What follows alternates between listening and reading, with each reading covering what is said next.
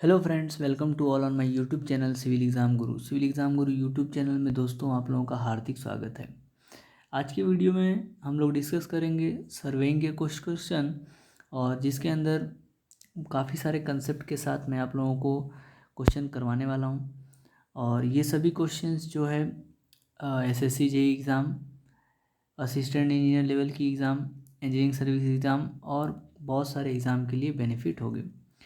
दोस्तों, यदि आप जीपीएससी एग्ज़ाम की तैयारी कर रहे हो तो भी आप मेरे इस यूट्यूब चैनल को सब्सक्राइब कर सकते हो।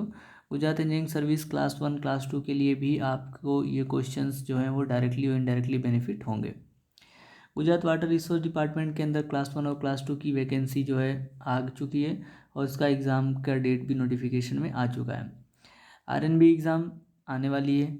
गुजरात गांधीनगर म्यूनिसिपल कॉरपोरेशन के अंदर भी वैकेंसी आई हुई है असिस्टेंट इंजीनियर की, तो उसके लिए भी आप यदि तैयारी कर रहे हो। और नर्मदा विभाग के अंदर भी क्लास 2 की वैकेंसी जो है वो आ चुकी है, तो उसके लिए भी आपको ये सभी क्वेश्चन जो है बेनिफिट होंगे। तो आइए अपने वीडियो को शुरू करते हैं। और यदि आपने मेरे इस यूट्यूब चैनल पे आप यदि पहली बार आए हुए हैं तो चैनल को सब्सक्राइब ज़रूर कर लें, और यदि वीडियो आपको अच्छा लगे तो आप जो है लाइक ज़रूर कीजिएगा। तो आइए अपने चैप्टर को शुरू करते हैं। कौन कौन सा चैप्टर इसके अंदर देखने को मिलेगा? तो सबसे पहले है फंडामेंटल ऑफ सर्वेइंग। आप जैसे आप ये देख पा रहे हो, फंडामेंटल ऑफ सर्वेइंग के अंदर बेसिक डिटेल्स डिस्कस करेंगे, टाइप्स ऑफ सर्वेइंग डिस्कस करेंगे। इसके बाद फिर उसके बाद हम लोग स्केल के बारे में इसी क्लास के अंदर डिस्कस कर लेंगे। हमारा जो पढ़ने का तरीका होगा वो क्वेश्चन के थ्रू होगा, तो हम लोग क्वेश्चंस पढ़ेंगे, उसके आंसर मैं आपको बताऊंगा, और उसके साथ साथ हम लोग उस क्वेश्चन के बारे में डिटेल भी स्टडी करेंगे। तो आइए क्वेश्चन 1 से शुरू करते हैं। क्वेश्चन नंबर 1 हमें क्या बोलता है कि the curvature of earth surface is taken in account if the extent of survey is more than. Curvature of अर्थ, अब हमें पता है कि दो प्रकार का सर्वेइंग होता है, एक होता है प्लेन सर्वेइंग और दूसरा होता है geodetic surveying. Plane surveying and geodetic surveying. तो प्लेन सर्वेइंग और जियोडेटिक सर्वेइंग में क्या डिफरेंस होता है? तो अर्थ का कर्वेचर हम लोग प्लेन सर्वेइंग के अंदर कंसीडर नहीं करते हैं, और जियोडेटिक सर्वेइंग में अर्थ के कर्वेचर को हम लोग कंसीडर करके चलते हैं। तो क्वेश्चन हमें ये बोल रहा है कि the curvature of earth surface is taken into account if the extent of survey is more than. Means survey की एरिया कितने से ज़्यादा होगी तो हमें जो है अर्थ का कर्वेचर जो है ध्यान में लेना है। तो answer is 160 kilometre square. 160 kilometre square से ज़्यादा होगा तो हम जो है अर्थ कर्वेचर को ध्यान में रखेंगे। डिटेल पूर्वक देखते हैं कि for the survey up to 119.5 kilometre square in the area, plane surveying is do not result in much discrepancy. Means यदि आपका जो सर्वे एरिया है 195.5 किलोमीटर स्क्वायर, तो उसमें प्लेन सर्वेइंग जो है उतना बेटर रिजल्ट नहीं देता है। Above this limit the curvature of the earth surface should be taken in the account. तो इस लिमिट के बाद मीन्स जो डेटा है वो आपका 195.5 है, तो नियरेस्ट डेटा हमने आंसर में टिक किया हुआ है। Since our option do not consist in this value, so we have selected the option B. तो याद रखिएगा the data is 195.5 kilometre square. इससे कम एरिया होगा तो आप जो है प्लेन सर्वेइंग कंसिडर करेंगे, मीन्स आप उसके अंदर कर्वेचर कंसिडर नहीं करेंगे। यदि 195.5 से ऊपर की एरिया होगी तो वहाँ पे आपको कर्वेचर ऑफ अर्थ जो है कंसिडर करना पड़ेगा। आइए सेकंड क्वेश्चन की तरफ बढ़ते हैं। The survey in which curvature of earth is taken into the account is known as. Answer very simple question is geodetic surveying. जिसके अंदर हम लोग अर्थ कर्वेचर को ध्यान में लेके चलते हैं उसको हम लोग बोलते हैं जियोडेटिक सर्वेइंग। इसका डिटेल देख लेते हैं। तो मीन प्लेन सर्वेइंग और जियोडेटिक सर्वेइंग में क्या डिफरेंस है? तो mean surface of the earth is regarded as a plane surface, and the actual surface of the earth is taken into the consideration in the case of geodetic surveying. In the plane surveying, area is less than 195.5 kilometer square, and the geodetic surveying area is greater than 195.5 kilometer square. Plane surveying is less accurate, but geodetic surveying is more accurate. Line joining the two point is a line. जब हम लोग plane surveying के अंदर दो line को आपस में join करते हैं तो एक लाइन होता है, but in the case of the geodetic surveying जो लाइन हम लोग ज्वाइन करते हैं, इस प्रकार से कुछ लाइन ज्वाइनिंग होता है, उसको हम लोग बोलते हैं arc. Plain surveying is used in the engineering project on the large scale such as a bridge, dam or the highway, and the geodetic surveying is used in establishing the control point of the plain survey. This is carried out by the Department of National Survey of India. Means control point को establish करने के लिए हम लोग geodetic सर्वे करते हैं।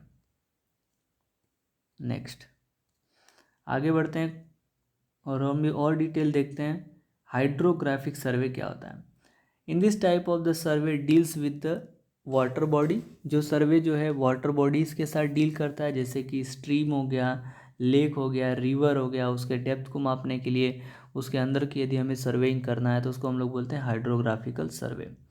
It is also called as a bathymetric surveying which is done identify the physical feature present under water. Means पानी के अंदर अंडर वाटर जो है उसके फिजिकल फीचर्स क्या हैं, कितना वो डेप्थ में है, कितना जो उसके अंदर वाटर लेवल अवेलेबल है, इन सभी चीज़ों को जानने के लिए हम लोग हाइड्रोग्राफिक सर्वेइंग करते हैं। It is the science of measuring all the factor beneath the water that affect all the marine activity like the degrading, marine construction and offshore drilling. It is mainly carried out by the sensor, sounding or electronic sensor system for the shallow water. This survey take part is necessary the data collection, basically हम लोग data collection के लिए करते हैं relating to the construction, मतलब construction काम करना हो तो हमें जो है वाटर लेवल अलग अलग डेटा कलेक्ट करने के लिए, and the development of the port facilities such as a pier construction, breakwater construction. So for all the hydraulic structure and the marine structure we have to do the hydrographic surveying. Now next is the topographical survey. This type of the survey is conducted to locate the natural and artificial features present on the surface of the earth. Means earth surface के ऊपर जो natural features हैं या फिर artificial features हैं उसको locate करने के लिए हम लोग टोपोग्राफिकल सर्वे करते हैं। Artificial features are the building, monuments, while the natural features is like the hill and the rivers. Now the next question is question number 3, which of the following scale is the smallest one. इसमें से कौन सा scale सबसे छोटा है?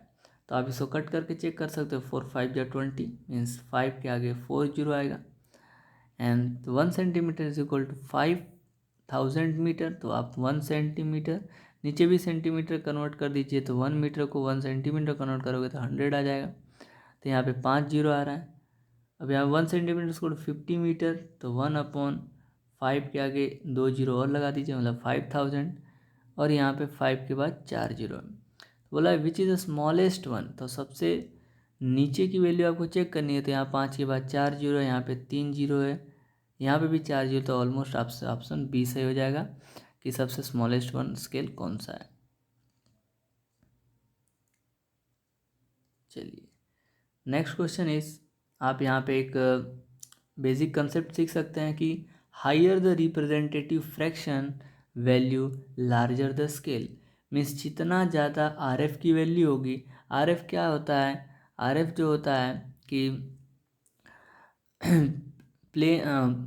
RF जो होता है वो ग्राउंड एरिया और पेपर एरिया, ऐसा बोल सकते हो आप। पेपर पर की जो लेंथ होती है और ग्राउंड पर की जो लेंथ होती है उसको डिवाइड करते हैं, तो उसको हम लोग बोलते हैं representative fraction. Example 1/1000 scale is larger than the 1/10,000 scale. The scale is a ratio of the map distance and the ground distance. Map distance और ग्राउंड डिस्टेंस का जो रेशियो होता है उसको हम लोग बोलते हैं scale. There are the other type of the scale also. आपके पास इंजीनियरिंग स्केल है, it is represented by the statement, so 1 centimetre is equal to 10 centimetre. Means engineering survey के लिए जो स्केल का इस्तेमाल होता है उसको इंजीनियरिंग स्केल बोलते हैं। दूसरा है graphical scale, it is a line drawn on the map so that the distance on the map correspond to the convenient unit length and on the ground. Question number 4 is, when the curvature of the earth is taken into the account, the surveying is called as a, answer is geodetic surveying. Simple question. Geodetic surveying, in this type of surveying the curvature of the earth is taken into the account. It is a more accurate than the plane surveying generally adopted for the larger area 195.5 kilometer square. Plane surveying, in this type of surveying the mean surface of the earth is regarded as a plane surface. Means यहाँ पे जो earth surface का basically mean surface है वो as a plane consider किया जाता है. And this survey is also adopted for the area up to 195.5 kilometre square. Preliminary surveying, preliminary surveying consists of the field work and gathering data from a variety of the source to identify all the issue in the project development process. Means preliminary surveying का मतलब है कि basically आपको जो कोई भी particular site पर सर्वे करना है तो वहाँ पे जाना है और basically you have to collect all the data for your project, for the process of the project and for the future work of the project. It is done to collect the precise information required for the choice of the best option, location of the project, to estimate the exact quantity and the cost of the project. तो हमें जो है preliminary सर्वे किस लिए किया जाता है? Preliminary सर्वे से पहले एक रिकॉग्निशन सर्वे होता है जो खाली विजुअल इंस्पेक्शन के लिए हम जाते हैं. उसके बाद फिर हम लोग बेसिकली इंजीनियरिंग डेटा को कलेक्ट करने के लिए हम लोग प्रिलिमिनरी सर्वे करते हैं और लोकेशन को डिसाइड करने के बाद हम लोग estimation and the valuation costing के लिए जो है वो सर्वे प्रिलिमिनरी सर्वे के अंतर्गत आता है. After that is hydrographic surveying. This type of the survey is deals with the water body like stream and the lake. Now question number 5, the main principle of the surveying is work to from to. main principle of the surveying क्या है? main principle of surveying is to work from whole to the part. to work from whole to the part मतलब कि पूरे में से part करके जो surveying करना है. to work from whole to the part. तो सर्वेइंग के बेसिकली दो प्रिंसिपल होते हैं. पहला, to work from whole to the part मतलब एक पूरे में से हमें जो है पार्ट की स्टडी करते हुए सर्वेइंग करना है. And to locate a point by at least two measurement और किसी भी पॉइंट को लोकेट करने के लिए कम से कम हमें 2 पॉइंट की ज़रूरत पड़ती है. Working from whole to the part localise the error and prevent the error accumulation. Means यदि आप पार्ट में वर्क करेंगे तो एरर जो है वो लोकलाइज हो जाएगा. मीन्स एरर यदि उस पार्ट के अंदर है तो उसी पार्ट के अंदर रहेगा. पूरे में एरर का कुमुलेशन होने की कोई भी पॉसिबिलिटी नहीं है. कुमुलेटिव एरर क्या होता है? The error which is going to value is going to additive means increase होता हुआ जा रहा है. यदि कोई एरर बढ़ता हुआ जा रहा है उसको आप लोग बोलोगे कुमुलेटिव एरर. ठीक है, चलिए नेक्स्ट क्वेश्चन की तरफ बढ़ते हैं. When 1 centimeter on a map represent the 10 meter on the ground, the representative fraction of the scale is मतलब 1 centimeter on the map और 10 meter on the ground मतलब मैप पे 10 सेंटीमीटर और ग्राउंड में 10 मीटर. इसको हम लोग कन्वर्ट कर लेंगे. 10 मीटर को सेंटीमीटर में कन्वर्ट करेंगे तो 100 तो 1/1000.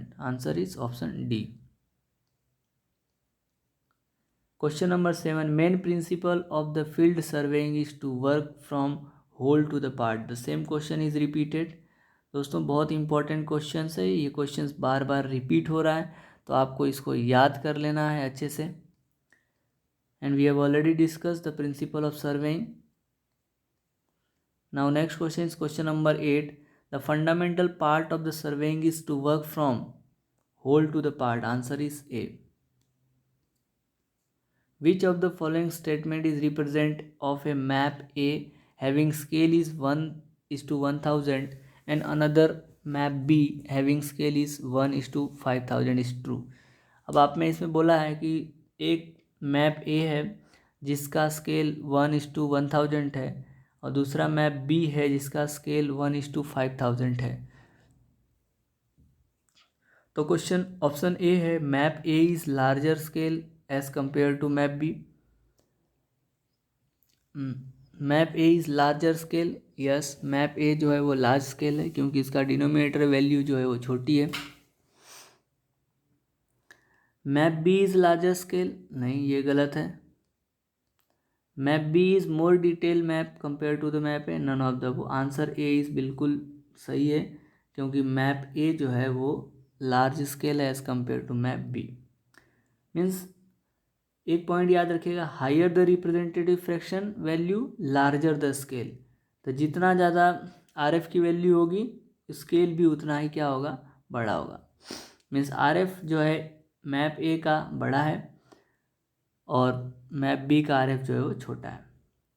Question number 10, difference in the length of an arc and its subtended chord on the earth's surface for the distance of 18.2 km is, distance in the length of the arc and subtended chord on the earth's surface for a distance 18.2 km is। अब आपका यहाँ पे basically geodetic surveying से related है। तो arc एक आपका A C है to be projected as a chord AC represented by dot line. If arc AB is 18.5 km, then the chord AB will be 1.52 cm shorter than the arc।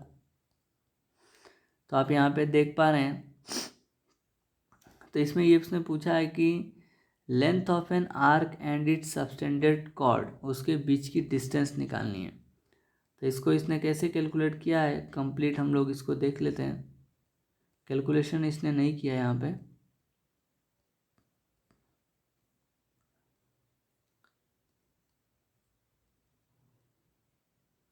Option A जो है इसका सही है 10 mm। इसका मैं solution आपको लेके आऊँगा, इसका सॉल्यूशन मैं आपको देखकर बताऊँगा।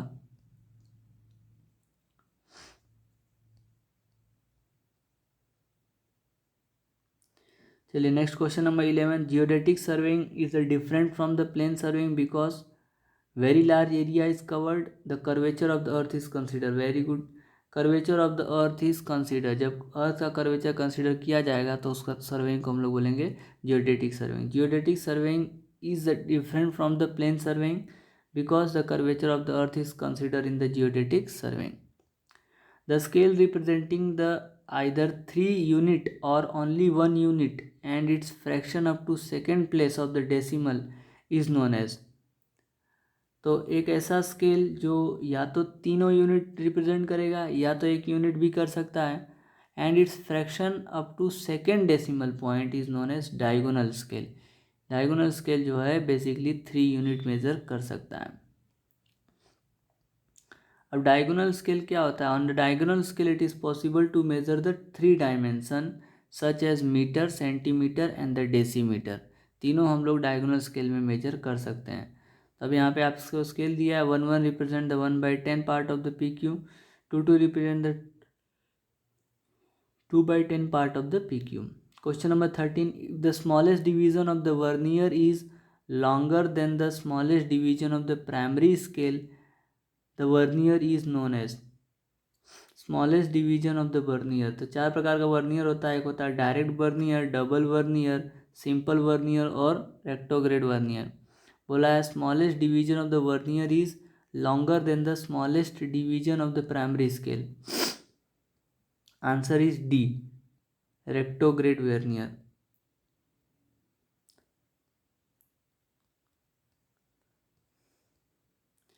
देखो direct vernier has the division which are slightly shorter than the main scale.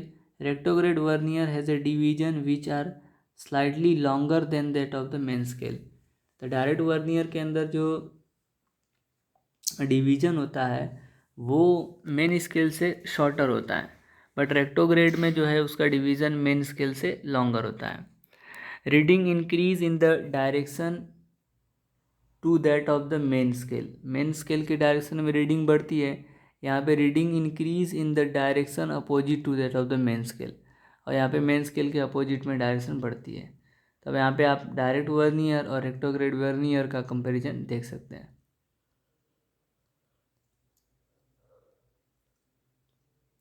For both the vernier, दोनों वर्नियर के लिस्ट काउंट जो है एस अपॉन एन होता है। S is the value of the smallest division on the main scale and n is the number of the division on the vernier scale। Least count क्या होता है? तो least count of the vernier is equal to the difference in the length of one division of the main scale and the one division of the vernier scale. If the direct vernier gradation is increased in the same direction in which graduation of the main scale is increases, यदि किसी direct vernier के अंदर graduation जो है बढ़ रहा है तो उसके मेन स्केल का भी ग्रेजुएशन क्या होगा, इंक्रीज होगा डायरेक्ट वर्नियर में.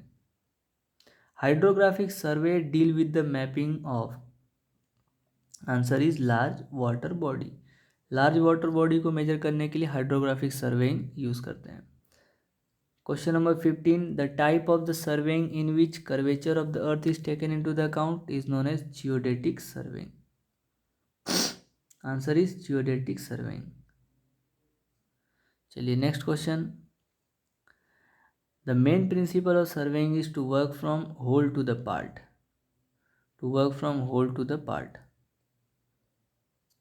इन case of the direct vernier scale, direct vernier scale में क्या होगा, ग्रेजुएशन इंक्रीज इन अपोजिट नहीं, अपोजिट तो रेक्टोग्रेड में होता है.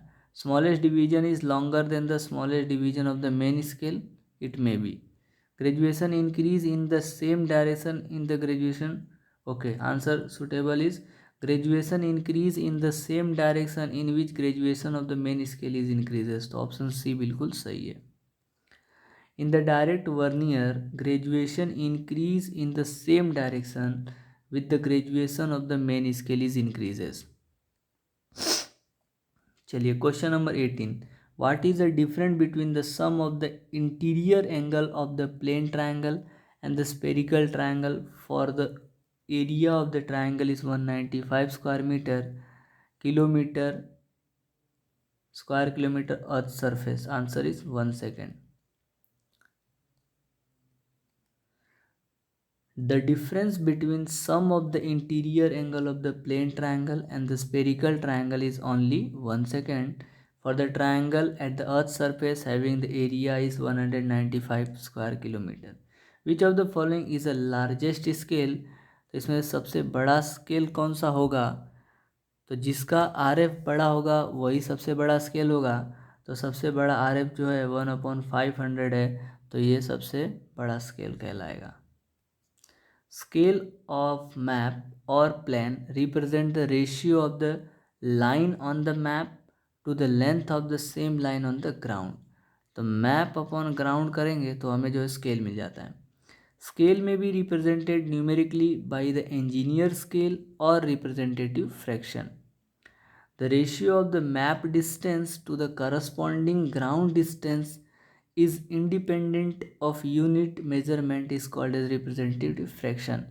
The map distance और ग्राउंड डिस्टेंस को सेम यूनिट में रिप्रेजेंट कराने का जो प्रोसेस है उसको हम लोग बोलते हैं representative fraction.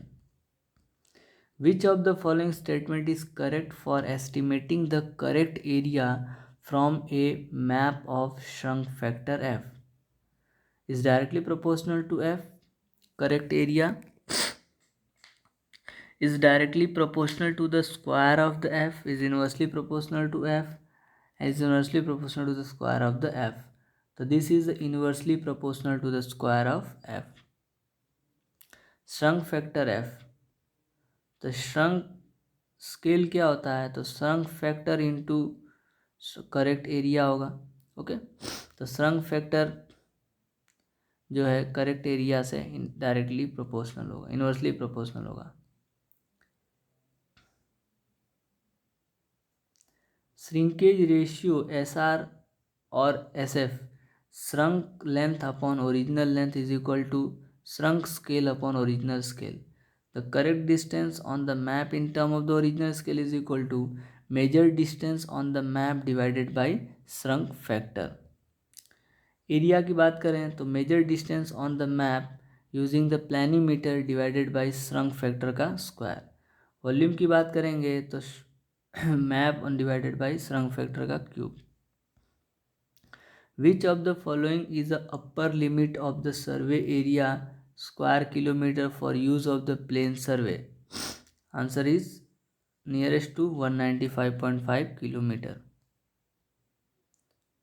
Which of the following is the smallest scale? तो इसमें सबसे छोटा स्केल कौन सा होगा? तो RF जिसका सबसे छोटा वो स्केल सबसे छोटा था। Answer is option D. A surveyor measure a distance between the 2 points on a map of representative fraction. One is 100 is 60 meter, but the later he found that the use wrong representative fraction 1 is to 50. तो what is the correct distance between the 2 point? तो एक surveyor जो है wrong distance measure कर लिया है। तो given data is major distance is 60, representation factor of the wrong scale 1 is to 50, and RF is the correct scale is 1 is to 100. The correct length is equal to wrong scale upon correct scale multiply measured length. Wrong scale correct length is equal to wrong scale upon correct scale into measured length. Alternative solution क्या है? तो map distance between the 2 point is measure with the scale of 1 is to 50 is equal to this. Actual plane of the scale is 1 is to 100. The true distance is should be 120. Which of the following scale of the map is not affected due to the shrinking of the map? तो map की shrinking से effect ना होता हो ऐसा कौन सा scale हो सकता है? तो answer is graphical scale. Graphical scale did not have effect due to shrinking of map. The graphical scale is a line subdivided into the place distance corresponding to the convenient unit of the length on the ground. If a graphical scale is drawn on the map, यदि किसी map के ऊपर graphical scale draw करेंगे, in case shrinkage of the sheet or the paper occur, then the graphical scale is also shrink proportionally and therefore the ratio is unaffected. The graphical scale are always drawn on all the survey map. This is meter, centimeter. The scale in which 3 successive dimensions can be measured at a time is called as a diagonal scale. Diagonal scale से हम लोग 3 successive measurement ले सकते हैं। Answer is diagonal scale. The diagonal scale is use to represent the 3 unit, the main unit, sub unit and the sub division of the sub unit. Diagonal scale is based on the principle of similarity of triangle. Diagonal scale जो है similarity of triangle वाले principle पे depend करता है। Is use to divide the short length into number of the part.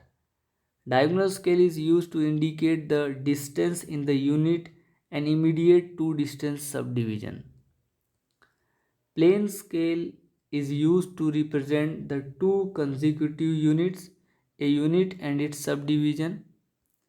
Example, meter and decimeter, kilometer, hectometer, feet and inch. Diagonal scale is a scale used to represent the 3 unit, main unit, subunit and subdivision unit, meter, decimeter and centimeter. Therefore, diagonal scale is used to indicate distance in a unit and its immediate to subdivision. A diagonal scale is constructed on the principle of similarity of triangle. इसके बाद आता है vernier scale. If it is used when the diagonal scale is inconvenient to use due to lack of the space, तो जब कभी भी diagonal scale use नहीं किया जा सकता हो तो उस समय हम लोग यूज़ करेंगे vernier scale. A vernier scale is a short auxiliary scale constructed along the main scale. Vernier scale जो है शॉर्ट स्केल होती है और उसको वो कंपैरिजन करते हैं मतलब मेन स्केल के साथ, which can read up to the 2 dimensional place. तो हमें याद रखना है vernier scale is use to measure the 2 dimensional place. It is a more precise than the plane scale. और प्लेन स्केल के कंपेरिजन में थोड़ा सा ज़्यादा एक्यूरेसी होती है, प्रिसाइज होता है. A vernier scale has a 2 part as a main scale and the vernier scale. Vernier scale में 2 पार्ट होते हैं, एक होता है आपका मेन स्केल, दूसरा होता है आपका vernier scale. Main scale is a plane scale uniformly graduated which indicate the length in the unit and the sub unit. Main scale में बेसिकली प्लेन स्केल जैसा ही होता है, उसके अंदर जो है एक यूनिट होती है, दूसरा एक सब यूनिट होता है। इसके बाद है आपका vernier scale. Vernier scale is a auxiliary scale whose length is either more or less by the fix amount compare to the main scale division. Vernier scale में जो वैल्यू है वो फिक्स अमाउंट से कंपेरिजन की जाती है। उसका जो लेंथ है इज़ आइदर मोर और कैन बी लेस, मतलब बढ़ भी सकता है, कम भी हो सकता है। कंपैरेटिव और corresponding scale. Comparative scale is a pair of the scale having the common representative fraction but graduated to the read the different unit, example kilometre and the miles. The three scale may be the plane scale or the diagonal scale. Sorry, these scale may be the plane scale or diagonal scale or vernier scale and may be constructed either separately or above their other. The scale of the chord, if it is used to measure or construct the angle, angle मापने के लिए या angle बनाने के लिए scale of chord का इस्तेमाल करते हैं। When a protector is not available, it is measure the angle by comparing the angle subtended by the chord of an arc and the center of the arc. Question number 26. Determine the number of division required on the vernier scale if the combined with the main scale of at least 0.5 mm. The least count of the combination required is 0.05 mm for the direct vernier. तो डेटा आपको दिया हुआ है कि length of one division of main scale के one division का length जो है वो s is equal to 0.5 metre दे दिया है। लिस्ट काउंट हमें वर्नियर का दिया हुआ है 0.05 mm।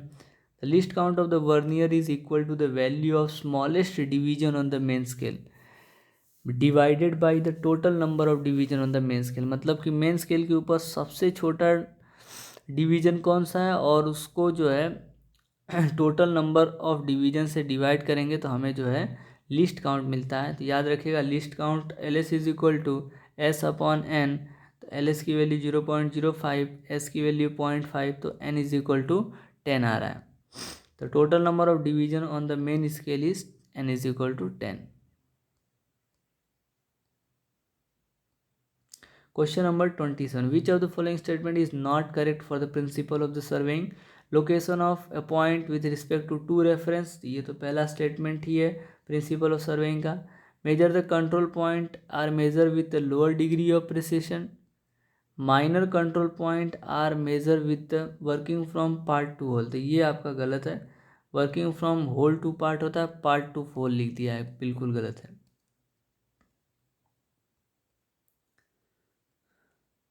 There are the two principles of surveying, the working from whole to the part and locate a point by at least two measurement। मतलब कम से कम 2 मेजरमेंट लेके ही हम किसी पॉइंट को लोकेट कर सकेंगे। The maximum error on the drawing should not be greater than 0.25। The displacement of detail on the drawing sheet from its correct position should not be greater than 0.25 mm। A good draftsman can distinguish a distance on the paper is equal to 0.25 mm। Vernier scale in which 10 division of the vernier scale is equal to 9 division of the main scale is called as a 10 division of the vernier scale is equal to the 9 division of the main scale is called as a direct vernier, double vernier, extended vernier and retrograde vernier। Direct vernier क्या होता है? Direct vernier which are slightly shorter than those of the main scale, मतलब main scale से थोड़ा सा छोटा होता है। जैसे division on the vernier scale is equal to the length of n-1 division on the main scale. The division on the vernier scale is equal to n-1 into vernier main scale. Retrograde में क्या होगा? Retrograde it is रेक्टोग्रेड vernier division are slightly longer than those of the main scale, so the division of the vernier scale are equal to n+1 that of the main scale. तो n is to v is equal to n+1 into s। तो retrograde में N we is equal to क्या हो जाएगा, N plus S, N plus one into S, और जो है आपका डायरेक्ट वर्नियर में एन इंटू वी ब्रैकेट में N minus one into S, where N is a number of division on the vernier, मतलब एन जो है वर्नियर के ऊपर कितना डिवीजन है, capital V is the value of the smallest division on the vernier, and S is the value of the smallest division on the main scale. Extended vernier, it may happen it may happen that division of the main scale are vary, and it is should be with difficult if the vernier were of the normal length to judge the extent graduation where the coincident occur. In this case an extended vernier may be used. तो इस case में extended vernier का इस्तेमाल किया जा सकता है. Extended vernier is 2n minus one is equal to division on the main scale are equal to the division on the vernier scale. N we is equal to bracket में 2s minus one into S.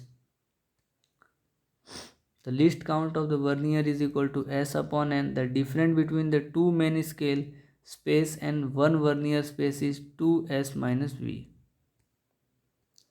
After that is a double vernier. Double vernier, in this vernier angle vertical or horizontal, vernier may be moved in either direction on fixed main scale. For such measure double vernier are used in which graduation are in the both the direction. इसके अंदर दोनों direction में graduation होता है. Question number 30, which is the representative fraction for the scale of 10 centimetre is equal to 20 kilometre.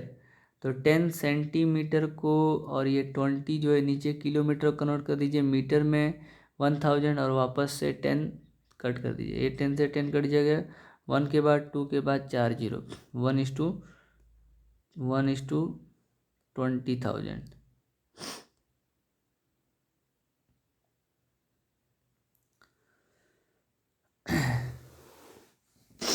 Okay. Question number 31, which of the following survey is use to define the property line. कौन से survey में property line लिखा होती है, is known as cadastral survey. Cadastral survey के अंदर cadastral survey is define the property line.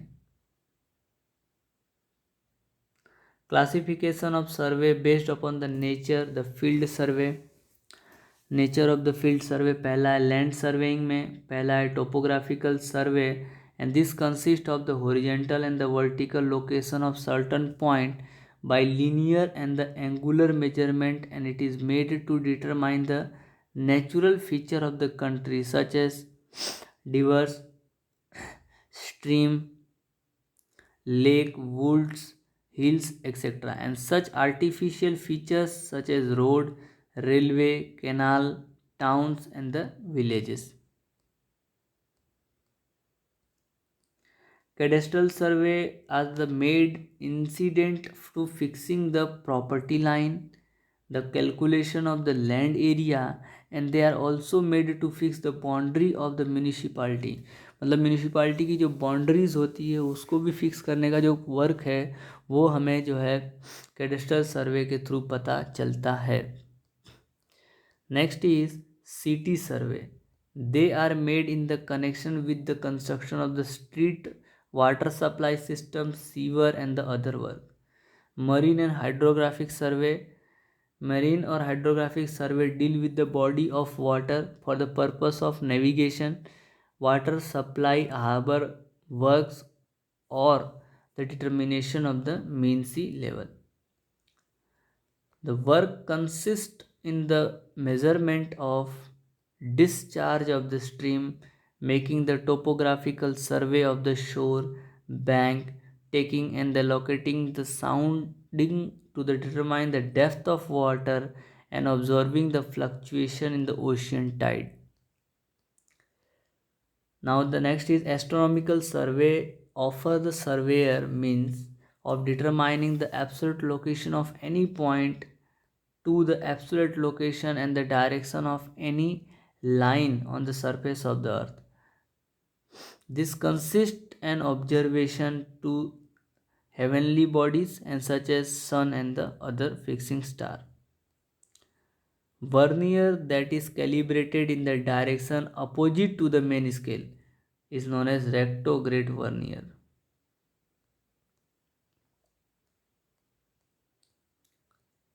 Question number 33. In the geodetic surveying, the sum of the angle of spherical triangles should not be greater than 540.